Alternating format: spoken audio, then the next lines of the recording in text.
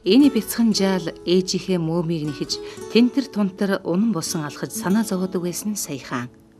Харин одоо өсч том болжээ. 2-3 нас гэдэг тийм ч балчир нас биш ээ. Хүүхэд тань юу хүсэж байгаагаа хэлж ярихын зэрэгцээ бусдад туслах, бусдыг сонсох чадвартай болсон байна. Ер нь л бие даан бүхнийг хийж оролдох болсон өөрийн гэсэн ертөнцтэй шинэ иргэн өсөж тарнаа.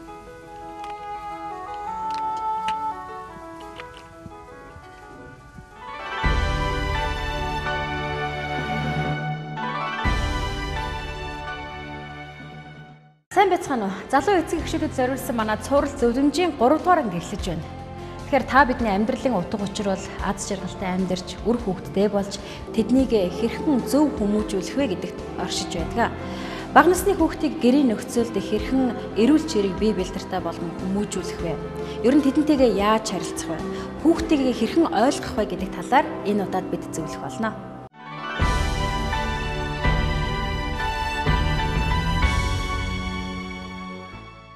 За намайг Саранзан бол гэдэг. Миний нэрийг Солонгоо.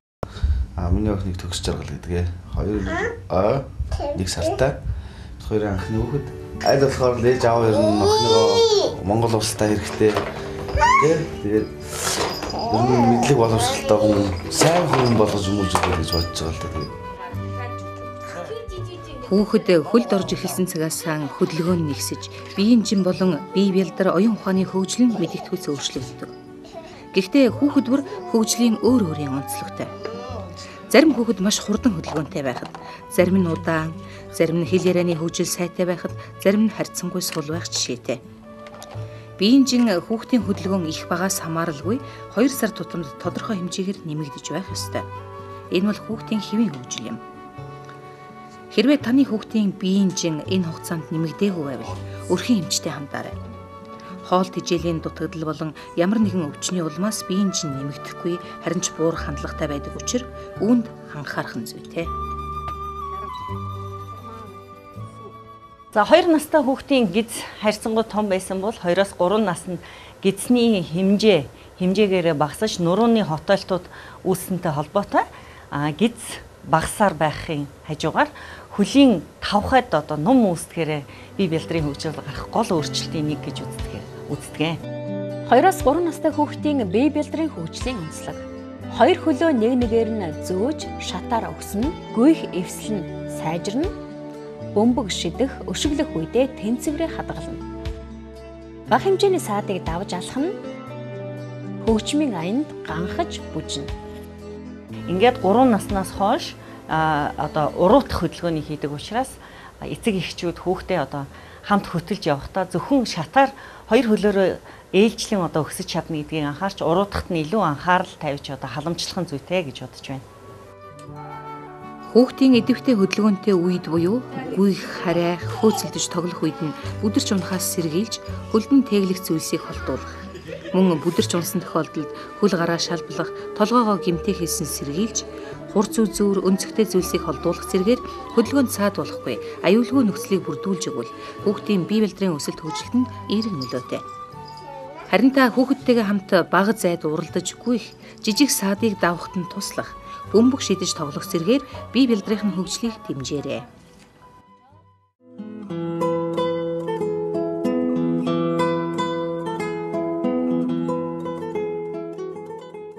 Хоолтын хувьд мэдээж эрэг өмнөх жилүүдэд идэж байсан 5 удаагийн хоолтоор байх ёстой гэж үздэг. Өөрөөр хэлэх юм бол 3 үндсэн хоолтой, 2 нэмэгдэл хоолтой байх ёстой.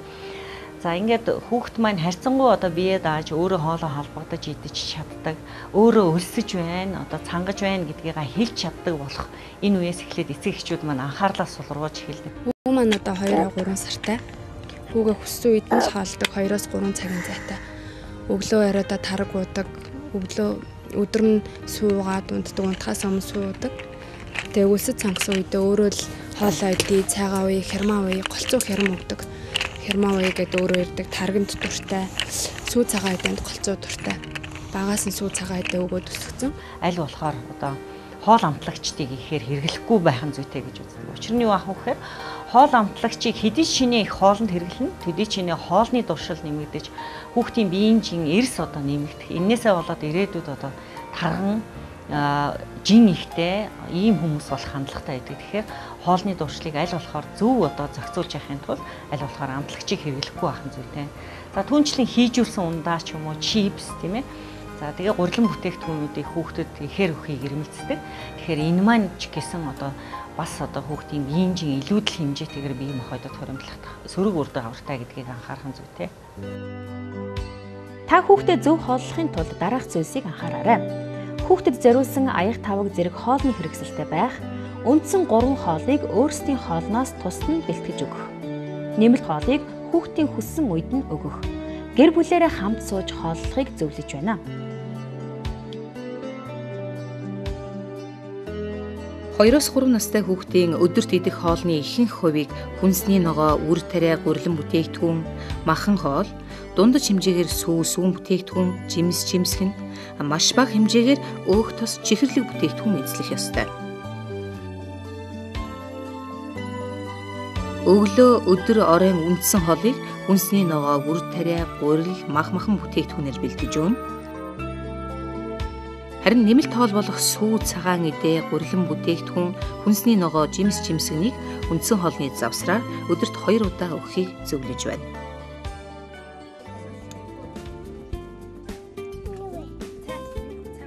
Хүүхэд 2 нас хүрээд томчуудын адил өөрөө хоолоо халбадан идэж сурна. Бүхнийг эхнээс нь сайн хийж чаддаг хүн гэж байдаггүй. Хүүхэд халбаар хоолод сурахдаа ширээн дээр болон хувцс руугаан асгах, хахад цацх нь олонтой. Харин та энэ үед хүүхдийнхээ халбагын дулаан авч өөрөө хооллуулахаа үрдэл болголгүй халбагын зөв барьж хэвшүүлэх, асгалгүй идэхэд нь тусалж зааж сургах юм бол хүүхэдтэй нь багаасаа зөв хооллож сурнаа.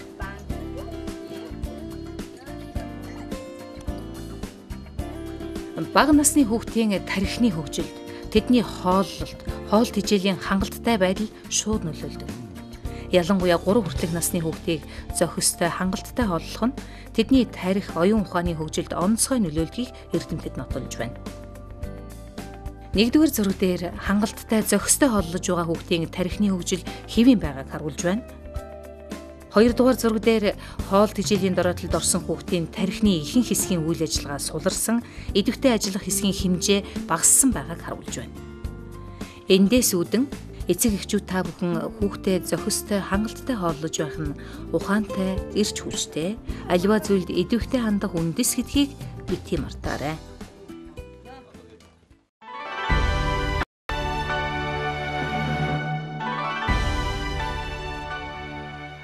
Өргөө бол баян, өвчнгүй бол жаргалаа гэж манай арт түмэн ярьдаг. Эрүүл саруул, өвчин зовлонгүй байхын гол үндэс нь эрүүл хүнс, эрүүл орчин, эрүүл агаар гэд олон хүчин зүйлээс хамаардаг. Гэхдээ эдгээрийн аль нь хамгийн чухал вэ? Юм болгон дараалалтай байдаг. Одоо энэ талаар ярилцъя.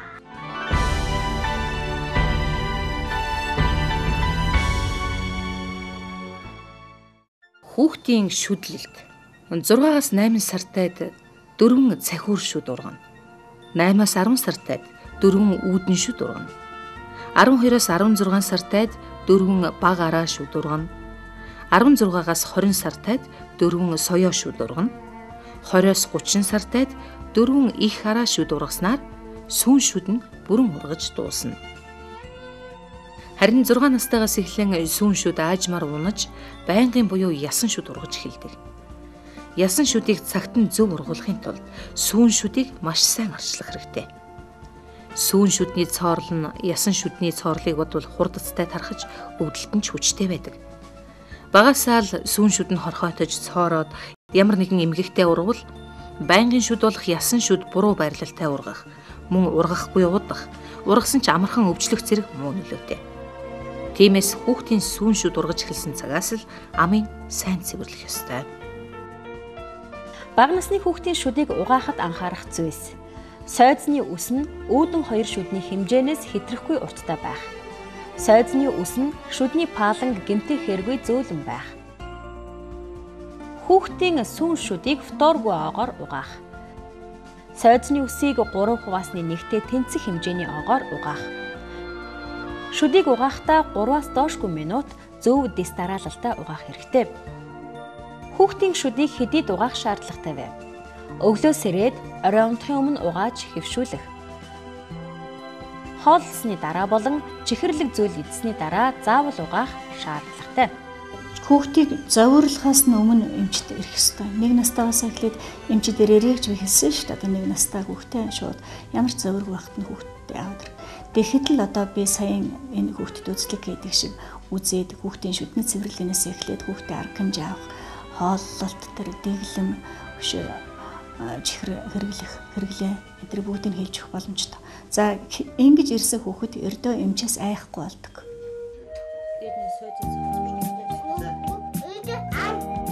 Шүдний өвчнийг гэрийн нөхцөлд эм ууж идэгэн гэж байдаггүй.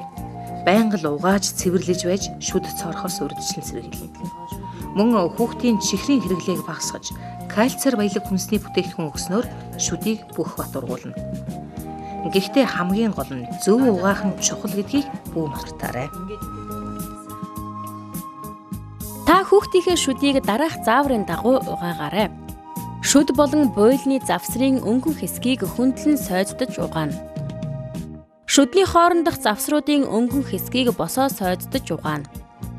Шүд болон буйлны завсрын дотор хэсгийг хөндлөн сойддож угаана.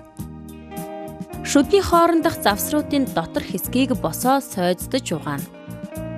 Зажлах, таслах гадаргууг нумын дагуу цэвэрлэнэ. Хэлний өнгөрийг зөөлөн үрж цэвэрлэнэ. Амыг балга усаар сулвтар зайлж угаалгаарай.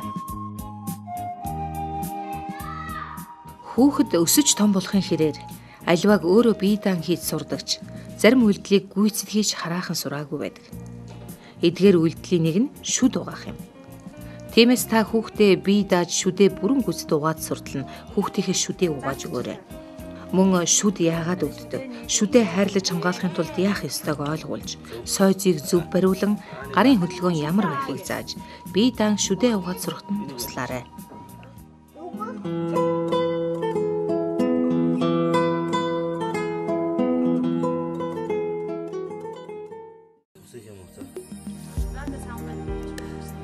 Ихэнх өвчний их үүсвэр нь бохир гар байдаг учраас гарын ариун цэврийг маш сайн сахих хэрэгтэй.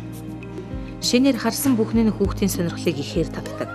Ялангуяа 2-3 настай хүүхдүүд харсан сонирхсан зүйлийг гараараа барьж үзэж байж л санаа намардаг болохоор хүүхдийн гар амархан бохирддог.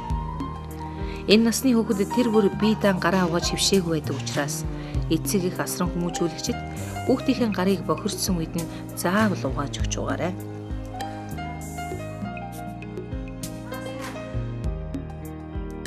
Та хүүхдийнхээ гарыг өглөөс ирээд орой унтахын өмнө, хооллохын өмнө болон бие зассны дараа бохирдсон тохиолдол бүрд нь угааж хэвшүүлээрэй. Та хүүхдийнхээ гарыг дараах зааврын дагуу угаагаарай. Гараа усаар норгоно. Гараа хөөсөртөл нь сайтар савндан. Гарын салаагаар үрж угаана. Хумсны орчмыг сайтар үрж угаана. Гарын саванг усаар сайтар зайлж арилгана. Гараа угаасны дараа савангаа усаар сайтар зайлна. Гарт тогтсон усыг зөөлөн дарж арчиж хатаах хэрэгтэй.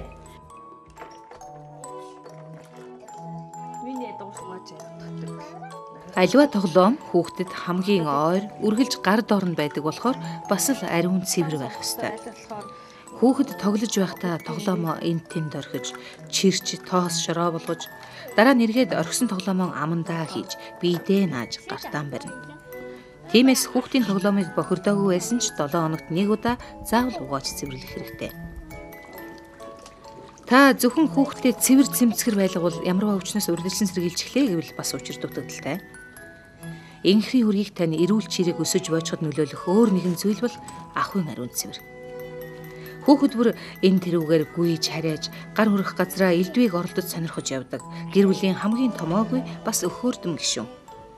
Тиймээс хүүхдийн эргэн тойронд бүхий л зүйл цэвэр цэмцгэр аятай тогтой байх ёстой болохоор та өдөр бүр гэртээ чихтэй цэвэрлэгээ хийж хүүхдийн хувцас сэргэлийг бохирдсон даруйд нь угааж эндүүдэж хүүхдийг аливаад цэвэрч нямбай байлгаж сургах хэрэгтэй.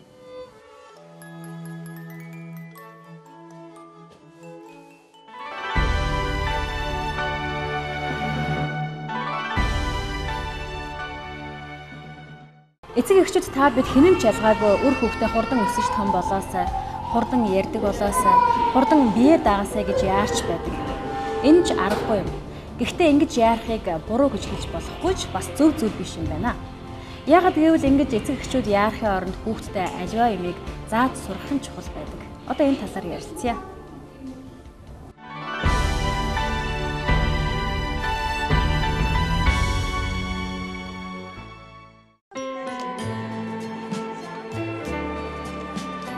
Хүүхэд аав ээжтэйгээ хөвгөлдөн инээж хамтдаа тоглох нь гэр бүлд халуун дулаан уур амьсгал бий болохын зэрэгцээ хүүхдийг аз жаргалтай, өөртөө итгэлтэй, урам зоригтой өсгөнө. Хүүхдийн сэтгэлд муу муухай худал хуурмаг зүйл гэж байхгүй. Хайр инрэл, баяр баясгал дүүрэн байна.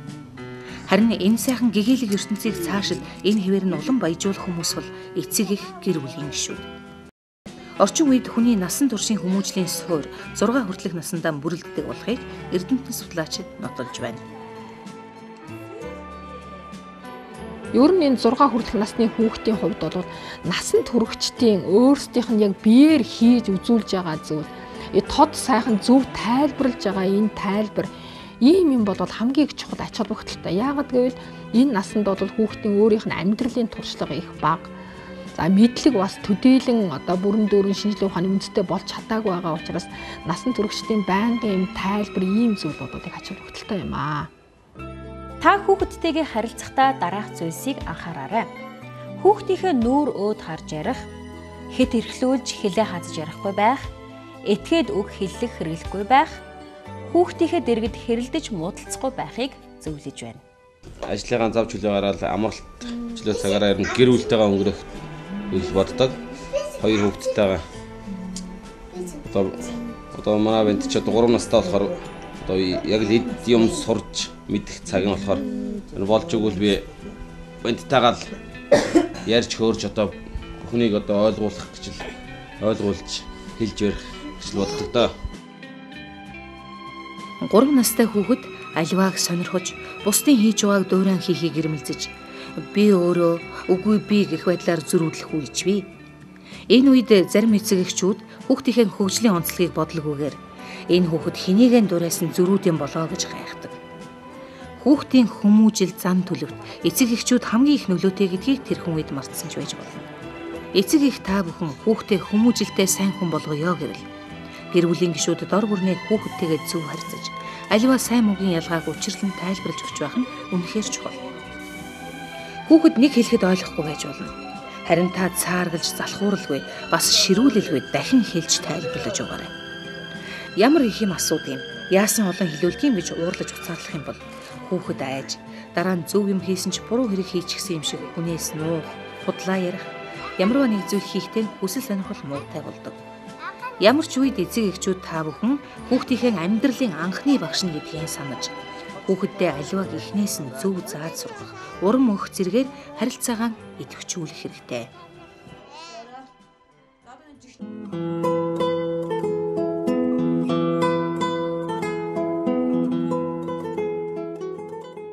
Хоёроос 3 настай хүүхдийн хэл ярианы явцад өнгөрсөн одоо ирээдүйн цагийг илэрхийлсэн үгийг ахиу түлхүү хэрэглэж эхэлдэг. Жишээ нь би өнөөдөр цэцэрлэгтээ явна. Би өчигдөр боо идсэн. Маргааш аав намайг машиндаа суулгаад аваад явна гэсэн гих маягаар өнгөрсөн одоо ирээдүйн цаг буюу цагийг хүүхдүүд ойлгож түүнийг үг яриандаа илэрхийлж эхэлдэг юм байгаамаа. 2-3 настай хүүхдийн хэл ярианы хөгжлийн онцлог. 1000 гаруй үгийн сантай болно. 3-аас дээш хүүхдээ дэлгэрэнгүй өгүүлбэрээр ярина. Үүнийг яаж хийх вэ? Энэ хэнийх вэ? Хаана байна гэх мэт асуулт асууна. Цөөн мөртөө богино хэмжээний шүлэг уншина. Дуу даган аялна. 2-3 настай хүүхдүүдийн хэл ярианд захиран туршаах өнгө аяс нэлээ илэрхийлэгдэж гарч ирдэг. Ээж мөмө өг, миний гутлыг өмсөг, миний тоглоомыг өг, надаа хоол өг гэх маягаар ийм захиран туршаах хэлбэрүүд бол 2-3 настай хүүхдүүдийн хэл ярианд бол нэлээ их ажиглагдаж ирдэг юм байгаа хөгжлийнх нь явцад. 2-3 настай хүүхдийн оюун ухааны хөгжлийн онцлог. Ээж аав гэр бүлийнхнийхээ нэрийг мэднэ. Эд юмс бүгд нэртэй болохыг мэднэ. Үндсэн өнгөнүүдийг ялгана, нэрлэн, гурвалжин дөрвөлжин дугуй дүрсийг танина. Зураг дээр хэд зүйлсийг таньж нэрлэн, харандаа бариад сараач хүлдэлхийн, дуу аялгауны хэмнэлийг ялгана. Бид хүүхдийг сургуульд орохдоо ялангуяа одоо бичгийн хувьд бол дөнгөж одоо 5 нас 6 наснд сургуульд орохын өмнөх жилд нь ихээхэн хэмжээгээр одоо анхаарад хүүхдийг байн одоо дагуулж бичүүлдэг нэг ийм ажил байдаг. Гэтэл үүний эрэг дээр энэ бичих ажил гэдэг бол яг сургуульд орох насны хүүхдийн хувьд унших, ярих, зурах, будах ийм ажлуудаа харьцуулах юм бол хамгийн хэцүү хүнд ажил байдаг. Учир нь юу вэ гэхээр энэ насанд энэ гарын сарвууны уян хатан чанар бол төдийлөн сайн хөгжидгүй учраас энэ ажил бол хамгийн хэцүү. Гэтэл энэ одоо бэрхшээлийг яаж даван туулах вэ гэхээр ээж аав нар маань одоо энэ балчир наснаас нь эхлүүлээд сая би тэр хэлсэн цаас харандаа зургийн хэрэгслийг аваад өгөх юм бол хүүхэд өөрийнхөө одоо хэр хэмжээнд ингээд тэр сараач нөө, ирээч нөө, за тэр нь одоо дүрс болоод зураг зурна уу, энэ нь бол яаж нэг вэ цаашдаа бичих энэ чадвар эзэмших үндэс суурь нь болж өгдөг. Энийг л одоо ээж аав нар их сайн ойлгох хэрэгтэй. Бяцхан хүүхдийн оюун ухаан яг л цагаан цаастай адилаа. Тэр цаасан дээр томчууд бидэл амьдралын анхны хичээлийг зөв буруу бичих гээд байдаг. Хэрвээ алив сайн зүйлийг тоод зөв бичих юм бол хүүхэд өсөж том болоод таны зааж сургаж таниулж өгснийг хэрэгжүүлэн амьдрах болно.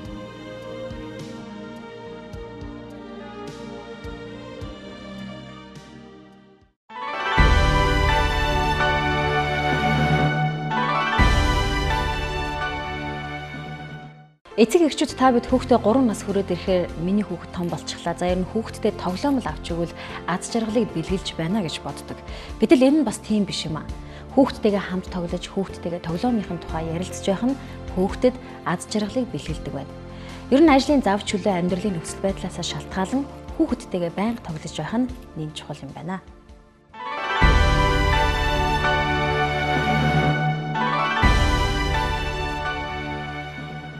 Цаг хугацаа гарах болгонд л ер нь охиндоо тэг гэр бүлдээ бас нэг халамж анхаарал тавих. Тэгээ охиноо нэг одоо чөлөө цагаар нь тоглуулах те цуг тоглох, хаяа нэг өөлж унтуулах. Тэг лайлгахаар ээжд нь тусалхыг л бодчихлаа л та. Тэгээд хаяа нэг үлгэр уншиж өгнө. Хүүхэд тоглоомон амьд өөртөөгөө адил мэд сэтгэж харилцдаг. Хүүхдүүд ярьдаг нохой шидэт дахин бие гэдэгт итгэнэ. Тэдний энэ итгэл үнэмшлийг хүчээр дарж үлгэрийн баатруудыг зохиомл гэж үгүйсгэж болохгүй. Хүүхдүүдийн хувьд тоглоом үлгэрийн баатрууд нь ээж аав гэр бүлийнхний нэгэн адил тэдний дотны найзууд байдаг. Та хүүхдээ яаж хайрладаг шиг хүүхэд тань тоглоомоо мөн л тэгж хайрладаг. 2-3 настай хүүхдийн хувьд бол бөмбөг их ач холбогдолтой. Учир нь юу вэ гэхээр 2-3 настай балчир насны хүүхдүүдийн энэ гарын булчингийн хөгжил бол байнга ингэж боловсронгуй болж нэлийн эрчимтэй хөгждөг. Өөрөөр хэлбэл хүүхэд юмыг ингэж барьж байна, атгаж байна, энийг ингэж хайж байна. За бөмбөгийг ингээ өнгөрүүлж байна. Тэгэхээр яаж ч нэглэр хүүхэд энэ бөмбөг бол өнгөрдөг юм байна. За энийг ингэж барихлаар энэ зөөлөх юм байна. За энэ бол хатуу эд юм байна. Энэ бол улаан өнгөтэй юм байна гэж ингэж хүүхэд одоо мэдэж авч байгаа нь хүүхдийн танин мэдхүн хөгжил буюу хүүхдийн оюун ухааны хөгжлийн хүрээ бол нэмэгдэж байгаа гэсэн. Тоглоом бүр хүүхдийн бүтээлт сэтгэлгээ, эрх зүйн бодох чадвар, авахалцсан баг хөгжүүлэх өөр өөрийн онцлогтой. Тухайлбал барьж байгуулж өрдөг тоглоом нь хүүхдийн гарын хөдөлгөөний эвсэл, сэтгэн бодох чадварыг, янз бүрийн өнгө дүрстэй эвлүүлдэг тоглоом нь хүүхдийн харааны хөгжил, өнгө ялгах, цээжлэх, ой тогтоолтыг сайжруулдаг.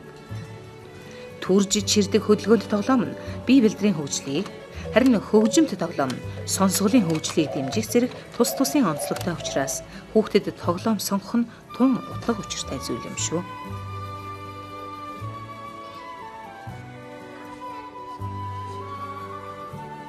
Балчир насны хүүхдийн нэг суур хэрэгцээ бол ерөөсөө идэвхтэй хөдөлгөөн байх хэрэгтэй. Тэгээ энэ идэвхтэй хөдөлгөөнийг хангадаг нэг зүйл бол хүүхэд ингээд жигээд ингээд ундаг 2 дугуйтай 3 дугуйтай энэ дугуй бол энэ насны хүүхдэд хамгийн тохиромжтой тоглоом ялангуяа энэгээр бол эрэгтэй хүүхдүүд их ундаг. Тийм учраас ээж аав нарын зүгээс энэ насанд нь бас энэ чиглэлийн тоглоомоор хангаж өгөх нь их ач холбогдолтой. 2-3 настай хүүхдийн тоглоом ямар байх ёстой вэ? Хөдөлгөөнтэй, янз бүрийн дуу аваа гардаг, олон хувилбараар тоглох боломжтой, угааж цэвэрлэхэд тохиромжтой, хүүхдийн сонирхолд нийцсэн байх хэрэгтэй. За бага насны хүүхдүүд удаан тоглосон тоглоомороо өөддөг. Тийм учраас эцэгхүүд удаан тоглосон тоглоомын даалт хийгээд төрөх хугацаанд даалт хийчихнэ. Өмнө нь тоглож байсан тоглоомоо хүүхдүүд хэсэг хугацаанд мартцсан байдаг. Эргээд гаргаж ирэнгүүт шинэ тоглоомоор тоглож байгаа юм шиг сонирхож их дуртай тоглодог. Энэ наснаас охид хөвгүүдийн тоглоомын ялгаа гарч эхэлдэг бөгөөд охид хүүхэлдээ хувин сав зэрэг гэр ахуйн хэрэглэлээ. Хөвгүүд машин, робот зэрэг техник багж хэрэгслийн тоглоомоор тоглож эхэлнэ. Гэвч тоглохдоо ихэвчлэн ганцаараа тоглох боловч бусдын дэргэд сууж тоглох илүү дуртай. Тиймээс та хүүхдэд тоглож байхад нь дэргэд нь хамт байж, аль болох хамтран тоглож, тоглоомтойгоо харьцах, тоглоомоор нь дамжуулж бусадтай яаж харьцах талаар ойлгуулах нь тун чухал юм шүү. Бэлэн тоглоом авчихын зэрэгцээгээр хамтарч хүүхдтэйгээ тоглоом наадгаа хийх явдал бол их хэрэгтэй гэж ингэж үздэг юм. Жишээлх юм бол одоо юуны теннисний бөмбөгөөр дээр нь ингээд нүд ам зураад ингээд хүүхэлдээ шиг ингээд юу хийх цаалаад ингээд хуруунуудтай ингээд бүгдээрэнд нь үлгөөд ингээд хөөрхөн жижигхэн тоглоом хийх зэрэг ийм юм бол их хэрэгтэй. За тэгээд одоо барьж угсрах тийм одоо юмнуудыг эхлээд хүүхдэд зааж зааварлаж өгөх хэрэгтэй. Эвлүүлэх тоглоомнуудыг.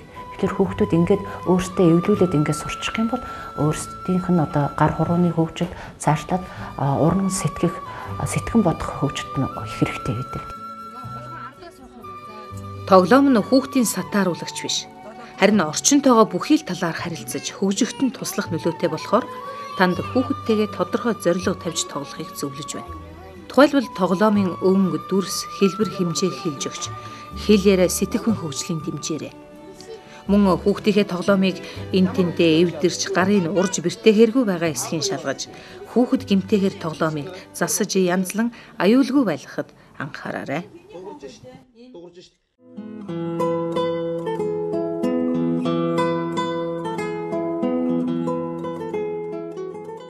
Үлгэр ярихдаа, ном уншихдаа хүүхдтэй мэдлэг олгох, хүүхдийнхээ хэл яриаг хөгжүүлэх, хүүхдийнхээ уран сэтгэмжийг хөгжүүлэх, гоо сайхны мэдрэмжийг одоо хөгжүүлэх үүднээс л ном, үлгэр, зохиолыг бол уншиж өгөх хэрэгтэй. Зөвхөн уншаад зогсохгүй одоо өөртөө хамтарч тэр дүрсийг одоо дүрийг тоглож болно. Чонны тухай ярихад чон шиг дуурдаг ч юм уу, үнэгний тухай ярихад үнэг шиг дуурдаг ч юм уу. Ингэж жүжиглж урнаар уншиж өгөх явдал бол их чухал байдаг юм байна. Та хүүхэдтэй үлгэр уншиж өгтөө эртээ урдийн цагт гэж эхлээд за ингээд амар сайхандаа жаргажээ гэд дуусгах биш. Үйл явдлын учрыг, сайн муу дүрийн ялгааг, сургамжтай нь юу болохыг сайтар хэлж тайлбарлаж өгөх хэрэгтэй. Үлгэрт гарсан зарим үйл явдал өөрт нь тохиолдвол яах ёстой? Хэнд хэлж тусламж авах ёстой вэ гэдгийг мэдэж авах нь хүүхдийн нийгэмшгүй хөгжилд чухал нөлөөтэй. 2-3 настай хүүхдийн үлгэрийн ном ямар байх ёстой вэ? Хэмжээгээрээ том, зураг нь том, тод өнгөтэй, цөөн үгтэй, богино өгүүлбэртэй. Үйл явдлын зураг өгүүлэмж нь нэг хуудсанд багтсан байх ёстой. Заавал ингээд нэг унтахын тулд үлгэр яриулна гэхэлэр зарим хүүхдүүд яадгүй гэхэлэр за одоо энэ надад үлгэр эмээ маань ээж маань аа маань надад үлгэр ярьж өгөх гэж ер нь унтуулах гэж байна гэдэг ийм одоо сэдлийг өөрөө авчаад тэгээд энэ маань одоо унтуулах гэж байна гэдэг үүднээс тэр үлгэрт хандах хандлага нь арай өөр болж эхэлдэг.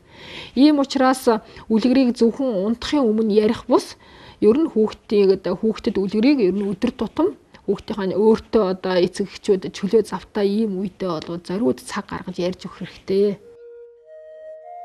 Үлгэрийг илүү сонирхолтой болгохын тулд тоглоом болон хуран хүүхэлдээ ашиглаж үйлдэл хөдөлгөөнтэйгээр ярьж өгвөл хүүхдэд илүү ойр бодиттой ойлгомжтой болно. Үүнээс гадна та ярьсан үлгэрээ эргээд хүүхдээсээ асууж, яриулж, үлгэрийг хэрхэн ойлгосныг шалгахын зэрэгцээ хэл яриа ой тогтоолтыг анзаарах хэрэгтэй.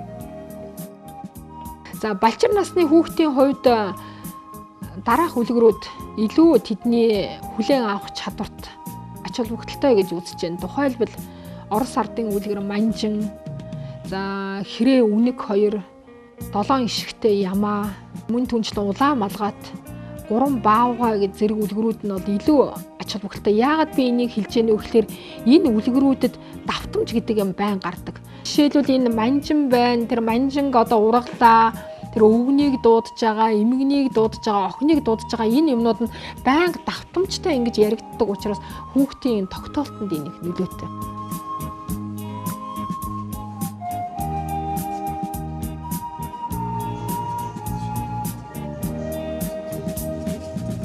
Хүүхдүүд маань энэ наснд голдуу намаа буруу харуулж үздэг. Буруу харуулад буруу хуудаснаас нэхэлж үздэг. Ингээд хүүхдүүд маань бас хой талаас нь одоо үлгэрийн төгсгөлөөс нь тэгээд одоо зургуудыг бол толгойг нь уруу харуулчаад ингэж үздэг. Тэгэхээр энийг ээж аваад маань зөв бас зааж өгчих хэрэгтэй. Номыг эхний хуудаснаас нэхэлж үзэх хэрэгтэй. Ном эхнээсээ ахуулаад үзсээр байгаад ном маань дуустдаг гэдгийг бас ээж аваад ойлгох хэрэгтэй. Хоёрдугаарт энэ наснд хүүхдүүд маань номыг маш их уурдаг. Ер нь бол 1, 2, 3 настай хүүхдүүд маань номыг ингээд цаасыг айгүйх урдаг. Ураад амандаа хийх чи ажлыг хаях зэрэг. Тэгэхээр номыг их хайрлах хэрэгтэй, гамнах хэрэгтэй. Номны цаасыг уурж болохгүй, номонд их хайртай гамтай харьцах хэрэгтэй гэдгийг бас бүр бага наснаас нь одоо энэ наснаас нь энэ наснаас өмнөх наснаас эхлээд бас хүүхдүүдэд ойлгуулах хэрэгтэй байдаг.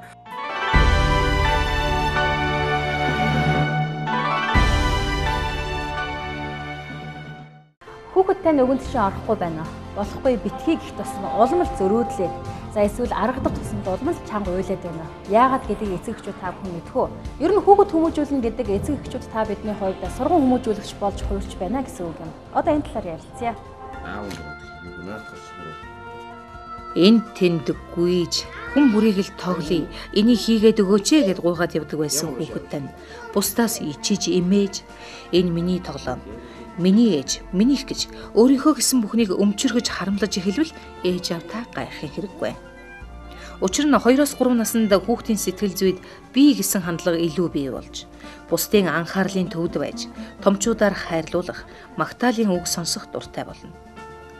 Урд нь хувцас өмсөх, тайлах, эвхэж тавих, хооллох гэд юм бүхэнд эцэг их нь оролцдог байсан бол хүүхдийн хөгжлийн явцад бүхнийг өөрөө хийх гэсэн хүсэл тэмүүлэл бий болдог.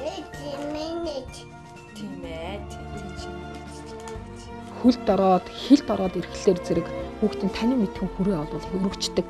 Тэр хэрээрээ ямарваа нэгэн зүйлийг өөрөө хийж чадахгүй ч гэсэн одоо хоодоо өөрөө яг бүрэн дүүрэн асахгүй, идэж чадахгүй ч гэсэн тэр ээжийнхаа ингээд ногоо ямыг хасилж явах үед өөрөө хутга бариад хийж чадахгүй ч гэсэнтэй хүүхэд би гэд хажуунаас нь эцэг эхийн хажуунаас оролцох гээд байдаг. Гэтэл энэ маань бол нэг талаас энд юу харагдаж байна гэхээр хүүхэд нэг өөрийнхөө би гэдгийг ойлгодог, би чадна, би өөрөө гэдэг ийм ойлголттой энэ насны хүүхдэд бол илэрч гарч ирдэг. Хоолоо идэх, хувцаа тайлах, үдээсээ үдэх ийм одоо өөрөө би гэсэн санаачлаг гарсан ийм зүйлд нь бол ээж аав нар яаж их аргыг өөрөө дагуулж зааж хэлж өгөх юм бол хүүхдийн энэ зөрүүдлэх зан авир бол бас тэр болгон гараад байхгүй, хүүхэд тэр болгон зөрүүдлээд байдгүй. 2-3 настай хүүхдийн нийгэмшигэн хөгжлийн онцлог. Үе тэнгийнхнээ сонирхож харилцахыг эрмэлзэн, хамтран биш боловч бусад хүүхдийн дэргэд сууж тоглоно. Гэр бүлийнхнээсээ бусад хүмүүстэй харилцсан, эцэг эх гэр бүлийнхнээсээ тусламж хүснэ, мэдлэх, хүндлэх ясыг мэднэ. Чухамдан энэ л наснаас хүүхэд урд урдынхаасаа ч илүү гадаад орчинтой идэвхтэй харьцаж хүмүүсийн хоорондын харилцааг ойлгож эхэлнэ. Өөрөөр хэлбэл нийгмийн амьдралд идэвхтэй оролцож олон найз нөхдөдтэй болно. Хүүхдээ бусад хүүхдүүдтэй танилцуулж, аль болох найз нөхдийнхөө хүүхдийг гэртээ урьж, хамтран тоглож байвал зүйтэй. Өөрийн ямаа бусадтай хуваалцдаг, хамтран тоглодог, нийтж зан суралцах нь хожим хүүхдэд цэцэрлэг сургуульд ороход хамт олонны дунд бие зөв авч явахд чухал нөлөөтэй байдаг. Бас боловсон зөв харилцааны эхлэл баярлалаа, баяртай, уучлаарай гэж хэлүүлж явахыг зөвлөе. Аав ээжүүд та бүхэн хүүхдийнхээ нийгэмшигэн хөгжлийн энэ насанд нь зөв үлгэр дуурайл идэвхтэй үзүүлэх нь хамгаас чухал. Та хүүхдийнхээ зөвхөн ээж аав төдийгүй сайн найз нь гэдгээ марталгүй болж л өгвөл хүүхдийнхээ нүдээр тэдний ертөнцийг ойлгохыг хичээгээрэй. Та бидний тэр болгон мэддэггүй хүүхдийн ертөнц гэдэг эмэл гэгээлэг, эмэл утга учиртай бас инээд хөөр баяр баясгалаар дүүрэн байдаг юм байна. Тэгэхээр эцэг эхчүүд гэр бүл бид бүгдээр энэ сайхан ертөнцийг тэр ад жаргалтай хэвээр нь байлгаж ирээдүйдээ ч гэсэн хөхүүлэн дэмжих учиртай. Инхри бяцхан үрсийн маань инээд салхисан эрүүл гэр бүл эх орныг минь чимэх болтугай. Манай цуврал зөвлөмжөнд анхаарал хандуулсан эцэг эхчүүд та бүхэндээ баярлалаа.